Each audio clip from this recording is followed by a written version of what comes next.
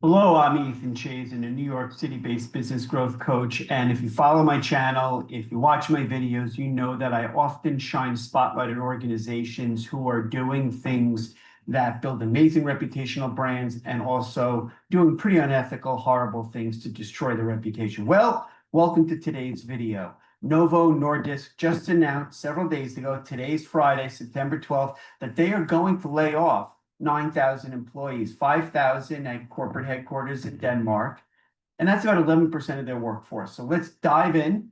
Let's take a quick view of the landscape. I promise this won't be one of my normal lengthy diatribes. I'm going to keep it short and not so sweet. So this from Fierce Pharma. Novo Nordisk to lay off 9,000 employees as their new CEO, who just came on board 2 months ago, excuse me. He's a lifer at Novo Nordisk, been there 34 years since 1992. He aims to save $1.3 billion US a year by late next year. So I want to walk you through a little bit of the details and then get to the heart of the matter of what's going on right now in not just the United States, but all over the world due to insanely uncertain, chaotic, crazy times that we find ourselves in. Corporations are doing a two-step dance of announcing RTO, return to office policies. And if you watch my videos, you know I cover that quite frequently, most recently with AT&T and Paramount. But the first thing they do is they announce return to office policies for their workforce. And they also announce a reduction in force, a RIF. Those two together serve one purpose for the senior management team, to reduce labor costs. So let's rock and roll. Let's dive right in. So sometimes the hardest decisions are the right ones for the future we're building, said Novo Nordisk's new CEO, Mike Doustdar, in a restructuring notification announcement. So a little over a month into his tenure, he started in August as their new CEO, he's making a major mark on the company. He's already been there for 34 years.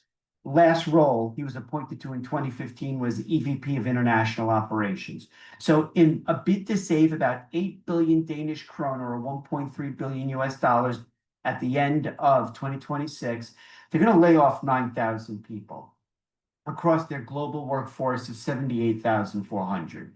Approximately 5,000 of those 9,000 job cuts are going to come from Novo Nordisk's home country in Denmark. The company announced on September 10th. Okay, that's the details. The restructuring is set to begin immediately, and affected employees are going to start receiving their layoff communications over the next few months, as soon as they get approval pending local labor negotiations, according to their internal corporate announcement.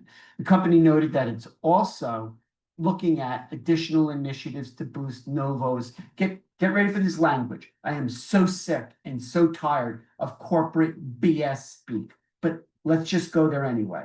According to their announcement, the company is also looking at additional initiatives to boost their focus, performance culture, decision-making speed, and achieve further cost efficiencies.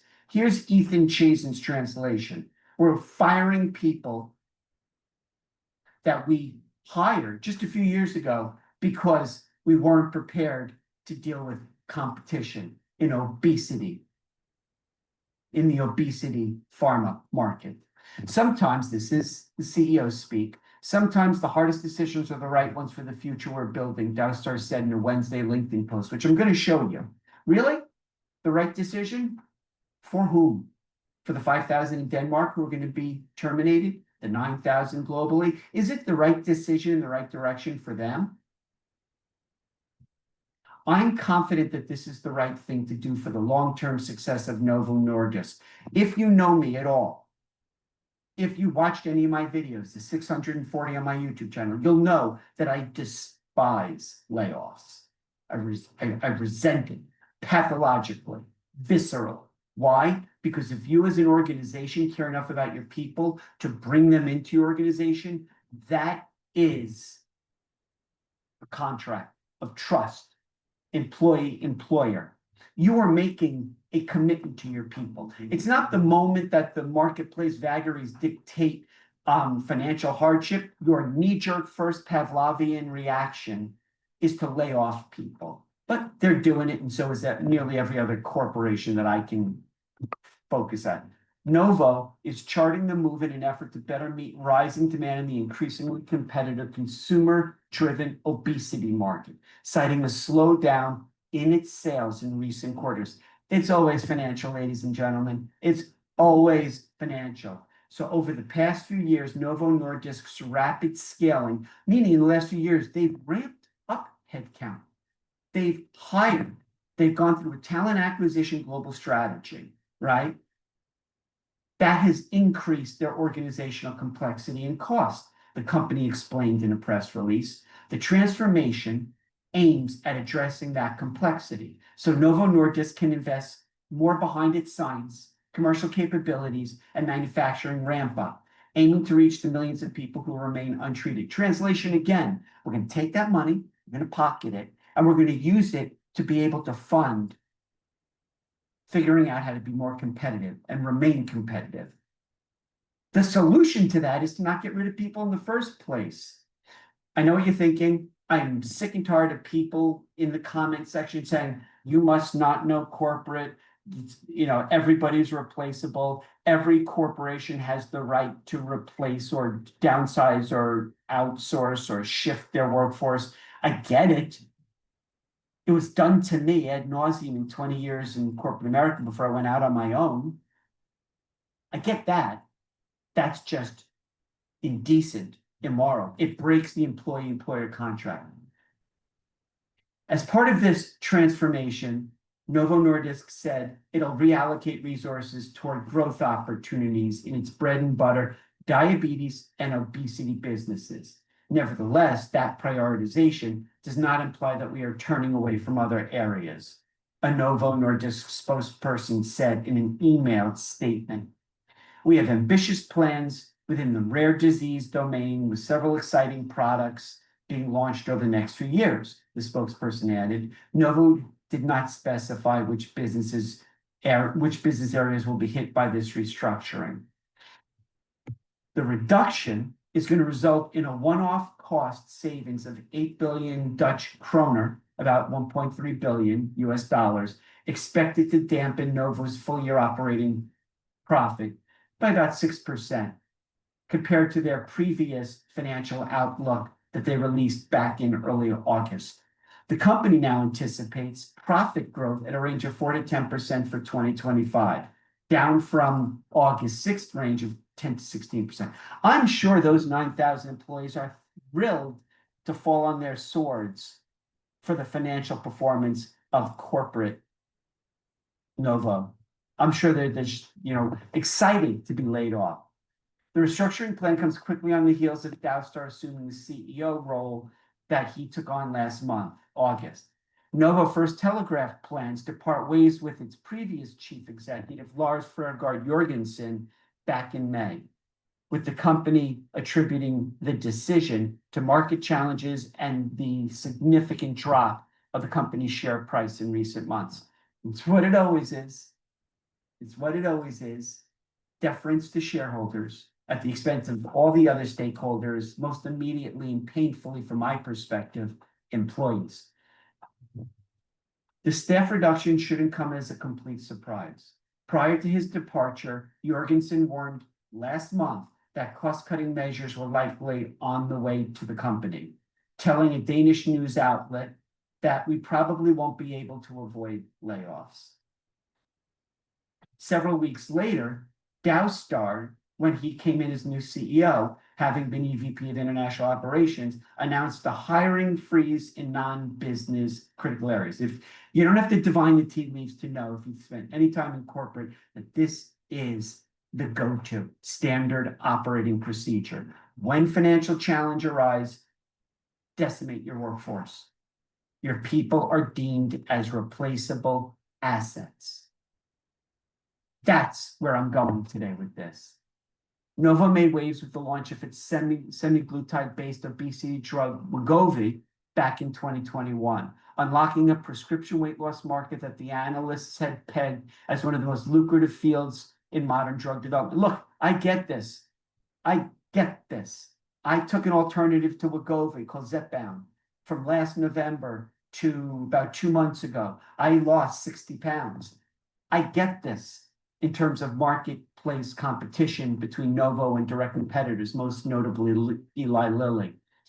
Nevertheless, manufacturing constraints and rampant patient demand, fueled by significant media attention and off-label use of Novo's similar drug Ozempic for diabetes, created significant early supply constraints.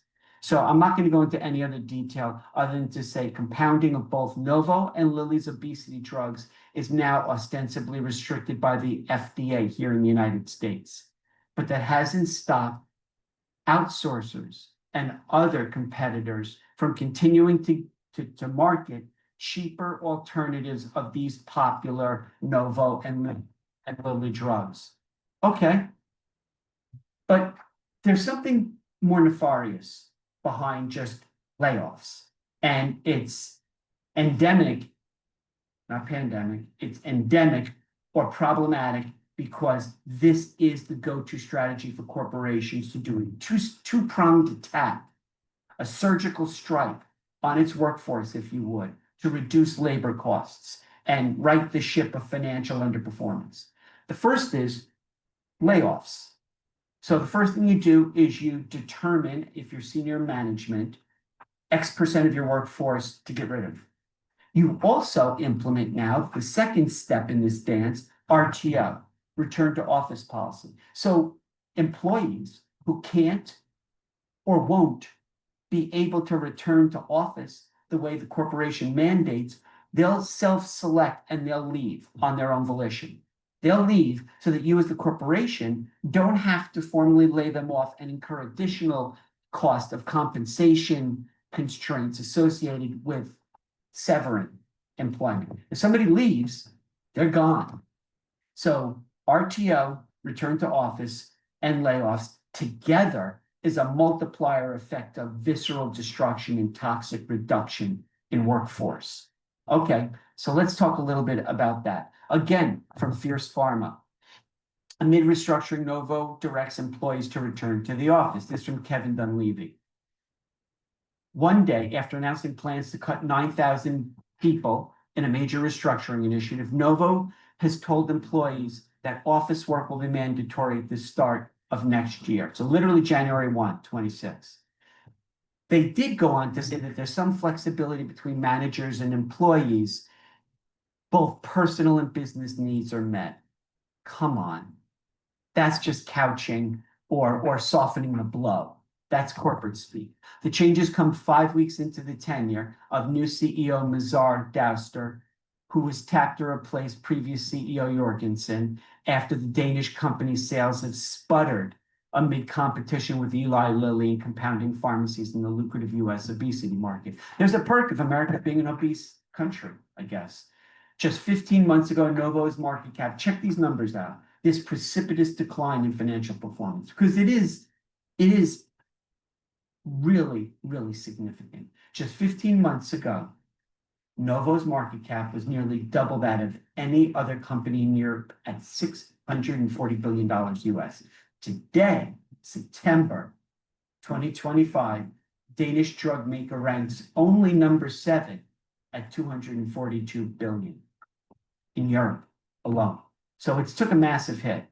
On Wednesday of this week, September 10th, Novo revealed a significant round of job reductions, equating to more than 11% of its global workforce, as part of a plan to save about 8 billion Danish kroner, 1.3 billion US annually by the end of next year.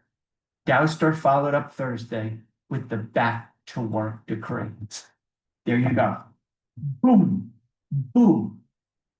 Punch to the gut, knockout punch to the jaw in terms of workforce that have been allocated or identified for dismissal. We're intending to implement a new global standard for office-based employees to work from the office 5 days a week, a Novo spokesperson said. Okay. This is designed to foster a stronger sense of belonging, strengthen relationships, enhance collaboration, and accelerate decision-making processes. Ladies and gentlemen, you know me, or you're getting to know me, so I call this bullshit. I'm going to translate for you from corporate speak to real human being speak. We're doing this, RTO, along with layoffs, because we're maximizing the ability to reduce our workforce costs, because we're struggling financially. And that's the first thing we know how to do. We learned it in MBA programs or C-suite boot camp.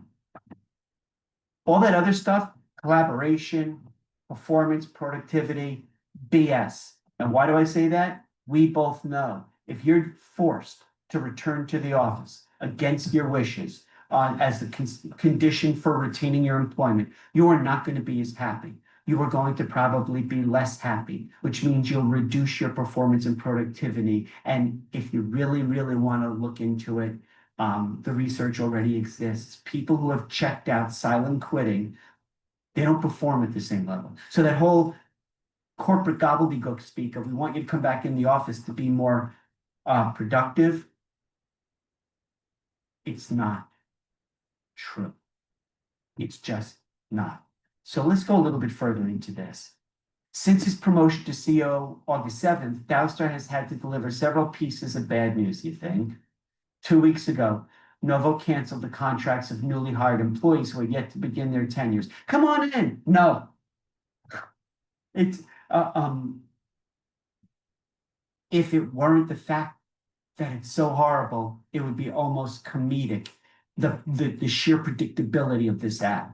Sometimes, now this is the CEO speaking who has basically said, we're getting rid of 9,000 people. This is him speaking out of his mouth or pen to paper. Sometimes the hardest decisions are the right ones for the future we're building, Doustdar said in a Wednesday LinkedIn post. I will show that to you shortly. Addressing this week's layoff announcement, I'm confident this is the right thing to do for the long-term success of the company. So now, Novo's actual PR machine, their public relations, this is their corporate announcement on Wednesday.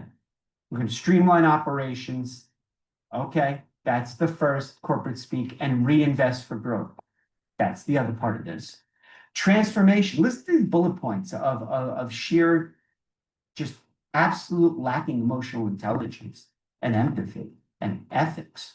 Transformation to increase speed and redirect resources to growth opportunities within diabetes and obesity, aiming at reaching millions of untreated patients. We're going to take that labor cost savings and invest it into ways to go into new markets and to compete in our existing industry sectors. The intent to reduce 9,000 roles globally with the expectation to deliver 8 billion Danish kroner of annual savings at the end of next year. One-off restructuring costs of 8 billion Danish kroner to be updated full year 25. Sure. Okay. All right. We understand the financial motivation. We get it. We get it. The transformation, this is the corporate website. This is corporate speak. The transformation reflects the company's commitment to meet rising global demand while also competing in a more dynamic and consumer-driven obesity market, as evidenced by the recent slowdown growth. Listen to me, all of you aspiring CEOs or entrepreneurs, founders, executives in leadership roles. Laying people off is cowardice. Laying people off, although it is more often than not the first initiative undertaken by corporation, should be the last initiative. If what you want is to become a world-class organization, and Novo had, up until just now, Novo has spent decades building a relatively well-respected reputational brand for treating its employees well. It has historically been in top places to work annual listings. But when you do something like this, the ramifications or the implications go far beyond the immediate financial short-term gain. The question is, ultimately, what will be the measurable financial impact longer term? Mike Doustdar, their president and CEO, said, as the global leader in obesity and diabetes, Novo delivers life-changing products for patients worldwide. But our markets are evolving, particularly in obesity, as it's become more competitive and consumer-driven. I'm pretty sure that it was competitive and consumer-driven before you decided 2 days ago to lay off 11% of your workforce. I'm pretty sure. Our company must evolve as well. You evolve through unleashing your people's untapped potential. In my consulting practice, which I've spent 17 years building here in New York City, working with over 500 organizations, I don't care whether you are 5 employees or 100,000. Evolution happens, transformation happens by acquiring the best talent, retaining the best talent, and unleashing the awesome power of your amazing people. Financial consideration, strategy, operational efficiency always takes a second seat to investing in your people for the long haul. Having coached and consulted organizations through COVID and the global pandemic, and working with organizations to compassionately help employees that they had to transition out to bring them back at places like Marriott, know that I know of what I speak when I say this is not the right decision. It's just not. And I don't care which consulting firms Novo brought in to do this assessment. Don't care. Investment priorities, timing, and other initiatives. The workforce reduction is expected across the company, 9,000 people globally, 5,000 in Denmark. Told you about the anticipated savings. They're going to reinvest that labor savings into other aspects of growth. And you know what? I'm not going to read the rest of his CEO's statement, but let's go to Reddit, because when I do consulting on the impact of these human capital initiatives, I talk about the implications in terms of impact, and impact in terms of public perception, and impact of public perception from the guise of 2 primary stakeholder groups. 1, employees. 2, clients. So let's go to Reddit. I find this to be a really interesting conversation that I just want to share with you, the finger, the pulse of the immediate visceral reaction. So this is Mood Destroyer. I'm on sick leave from Novo. I really hope I have a job once I come back in October. And this is Party Delivery Boy. Not being cruel, but I plan on being laid off the day you return. Wow. Okay. So a little bit of conversation about Novo and other companies laying off people who leave and want to come back. Yeah, I'm not going to talk about that. So here's Labrat. Why? Why did this happen at Novo? They're swimming in money just a few months ago due to the Ozempic windfalls. What kind of economy are we living through if you cannot feel safe working for one of the most valuable companies in the world, and certainly the most valuable from a market cap positioning standpoint, company in all of Denmark? So Medium Unicorn responds to Labrat and says, it seems like Lilly won the GLP wars, which is amazing to me because Ozempic, Novo, is the one that has become a household name and is what an average person associates with weight loss drugs. When I was researching drugs myself last year, Ozempic was my first choice. My health insurance plan didn't cover that, so I had to find an alternative. But yeah, you're right. I'm not going to talk about that. Not going to talk about that. Nope. So a little talk about buying generic alternatives from China. Lilly, this is okay, Penn. Lilly diversified its medicines better, in my opinion. Novo relied on Ozempic far too long. Yeah, but Zepbound, Mounjaro, I took Zepbound, just for full disclosure, is a better drug, and they're able to cut the price below Ozempic, so insurance is mostly covering the Lilly drug. And I'm not going to read any further, but again, in the court of public opinion, these mass layoffs have sea legs. They take on a life of their own and exist well beyond the immediate short-term financial gains of being able to track short-term labor cost reductions from laying people off and the associated encouraging, i.e. forcing them to leave through return to office policies when they don't want to, can't return, so that they basically leave. So you didn't have to lay them off. But both of those in tandem maximize labor reduction costs. So let's go to HR Digest. After the layoffs, Novo announces RTO mandate for employees. Again, I want to talk a little bit more about this two-pronged, vicious way to decimate or greatly reduce your workforce. Okay, Ava Martinez, today, where there are layoffs, return to office policies now immediately follow. Novo's RTO mandate confirms this much with a new order for employees to return to the office full-time. I already covered this in other videos you can find on my YouTube channel. Most recently, AT&T and other companies like Paramount.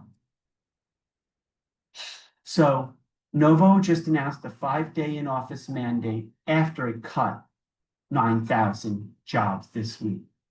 The link has been that while the move has been linked to a desire for more collaboration and accelerated decision-making, the announcement of RTO combined with the layoffs follows a suspicious trend of organizations pushing their employees to quit in order to further aid the business in bringing down the headcount without additional costs. This is truth. And I'm not going to read all of this article or the other resources I'm referencing, but they'll all be in the description below if you want to drill through in more detail. But this is the truth of the power. So media conglomerate Paramount was accused of doing much the same recently. I covered this in a video. And in the world of tech, similar accusations have been brought against Microsoft. I covered that one too. Although Microsoft reassured employees that its 3-day RTO mandate was not targeted at seeking resignations. We're not demanding that you come back to the office when you can't or don't want to, so it'll encourage you to leave so that we don't have to pay you severance.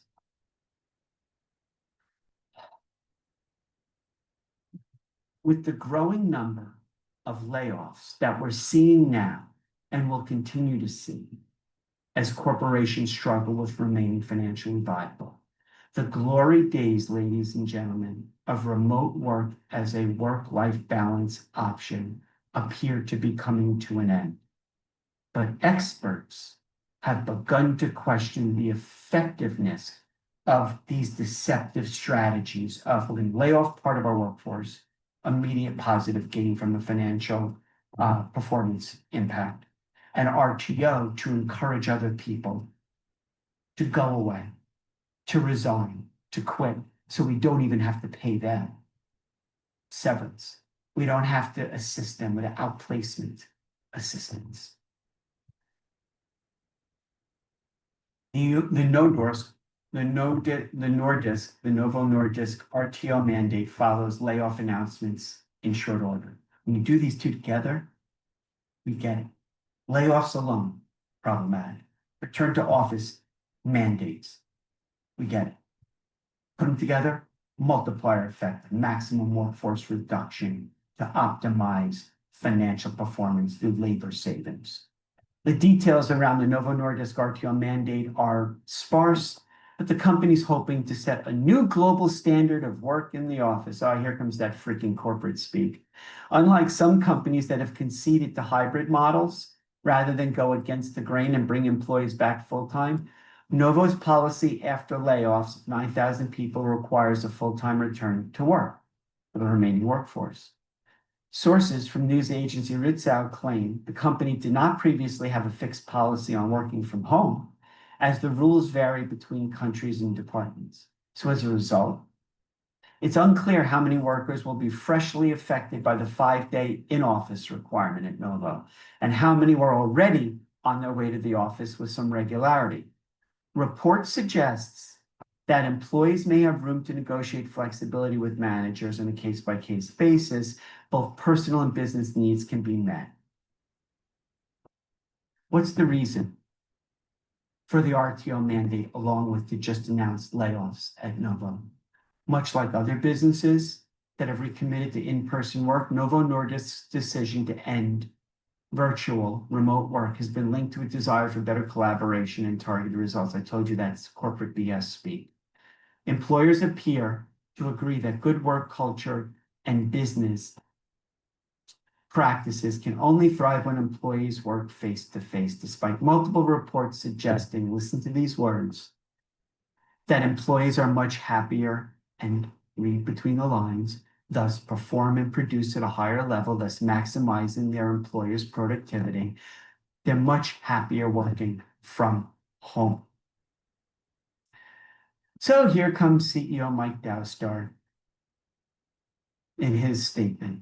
This is designed to foster a stronger sense of belonging, strengthen relationships, enhance collaboration, accelerate decision-making processes. Really?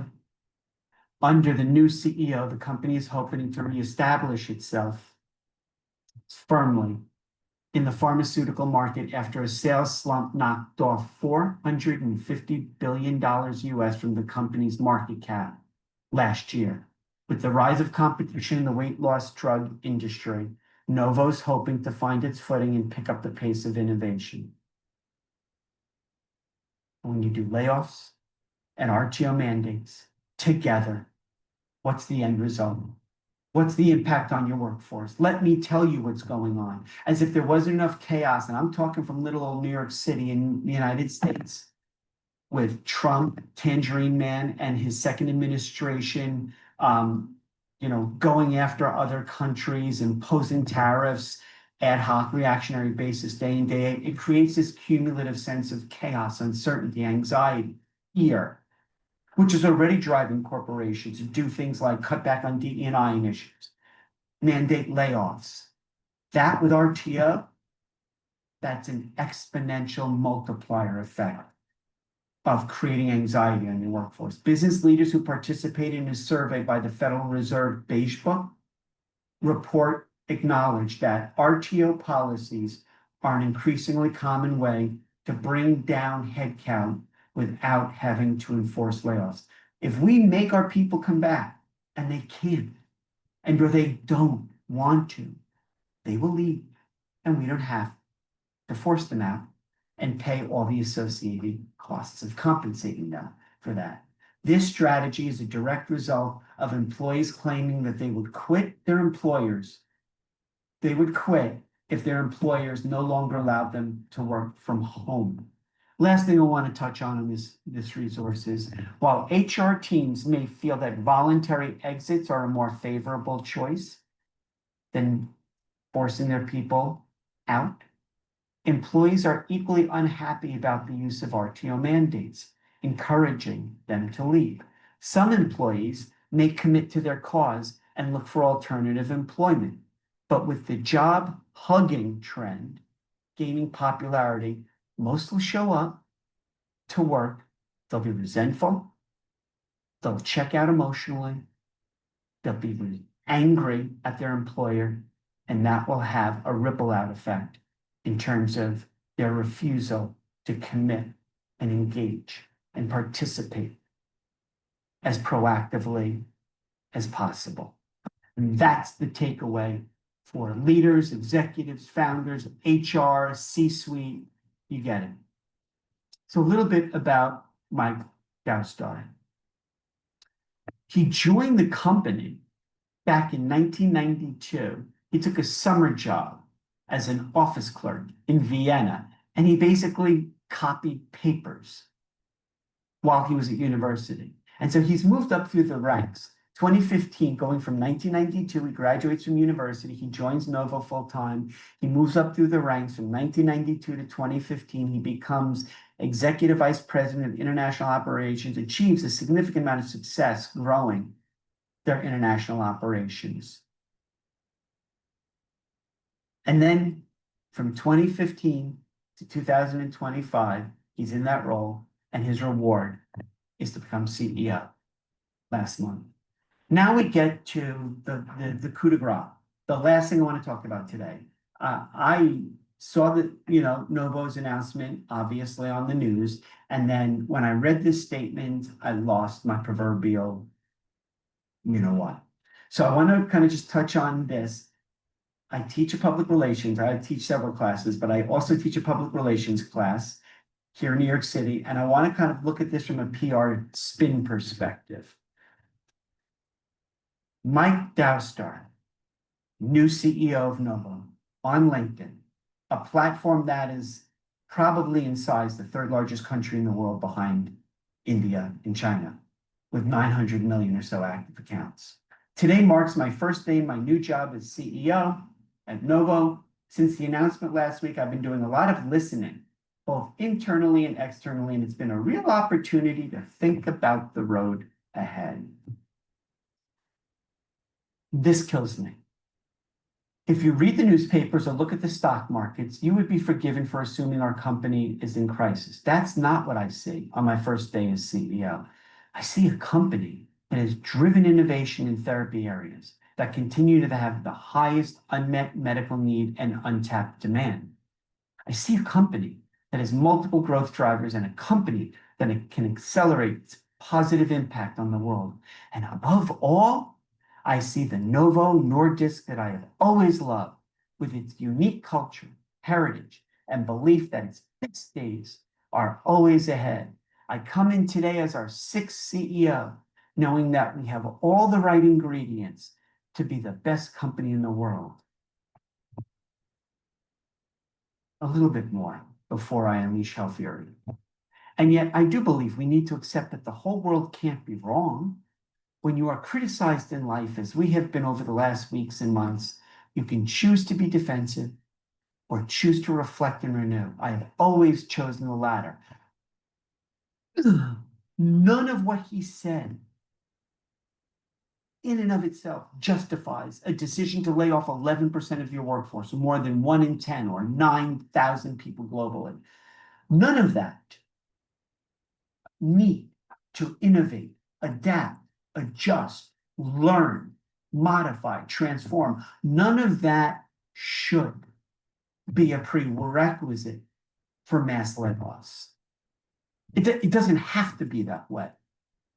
The whole point of being an amazing global organization that transcends time zones and cultures and countries is to leverage the beautiful maximum capabilities of all your people. Forget about the numbers here. 5% of your workforce, 30% of your workforce, 1 person, 100,000. If you are an organization that hires the best people, who share your values, who bring to the table the most impressive portfolio of beliefs, ideology, work discipline, critical thinking, collaboration, teamwork, innovation, values, if you bring those people in, then it's your responsibility as an employer to leverage them, take advantage of their background, their experience, their skills, their training, their certification, their language proficiency, their cultural diversity. So I realize now that this video went way longer than I intended, but that's okay. If you found this to be not just interesting, but important, please like the video and also subscribe to my YouTube channel. I work very hard to research and create videos like this to shine a light on organizations that are doing amazing and not so amazing things to grow and maintain great places to work.